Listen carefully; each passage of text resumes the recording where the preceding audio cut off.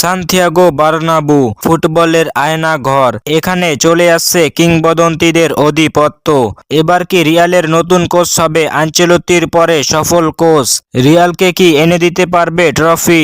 এই কালো সময় কালো মেঘ সে কি সরাতে পারবে? রিয়ালের সান্তিয়াগো বার্নাব্যু ফুটবলের আয়নাঘর। এখানে যে আসে সে নিজের আসল রূপটা দেখে যায়। এরা কখনো নামে কখনো সাহসে সবসময় জিততেই থাকে।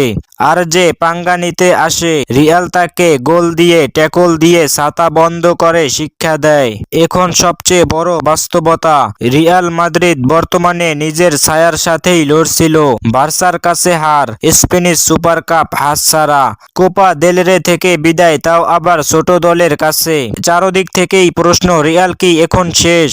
আর ঠিক তখনই একটা পরিবর্তন। রিয়ালেরই সাবেক ডিফেন্ডার যে এই জার্সির ঘাম চিনে, এই মাঠের চাপ বোঝে, আজ সে দৌড় সময় কোচের দায়িত্ব নিয়েছে।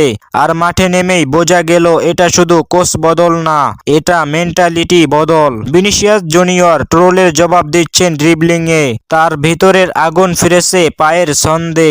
এমবাপ্পে যে বল পেলেই প্রতিপক্ষের ভয়, ডিফেন্স লাইনে শুরু হয় অস্থিরতা। বেলিংহাম মিডফিল্ডে রাজত্ব, চাপের সময় সামনে থেকে নেতৃত্ব দেন। ভালভার্দে 90 মিনিট যুদ্ধ করে। রদ্রিগো বড় ম্যাচের নীরব ঘাতক। আর্দা গুলার সৃজনশীলতার ছোঁয়া। বিনি এমবাপ্পেকে দিয়ে গোল করানোই তার কাজ। মাস্তান তুয়ানো ভবিষ্যতের বিস্ফোরণ। এরা সকলেই একসাথে হয়ে সান্তিয়াগো বার্নাব্যুকে আবারও গড়ে তুলেছে ফুটবলের আয়নাঘর। এখন সবচেয়ে বড় প্রশ্নটা এটাই, কি রিয়ালের টার্নিং পয়েন্ট এই নতুন কোচ? যে জানে রিয়াল মানে শুধু জয় নয়, রিয়াল মানে কামব্যাক। এবার হয়তো এই কোচই রিয়ালকে আবার ট্রফির পথে ফিরিয়ে আনতে পারে। কারণ রিয়ালের একটাই ইতিহাস বলে, রিয়াল মাদ্রিদ কখনো শেষ হয় না, ওরা পরে ভাঙ্গে আর তারপরই আগুন হয়ে ফিরে আসে।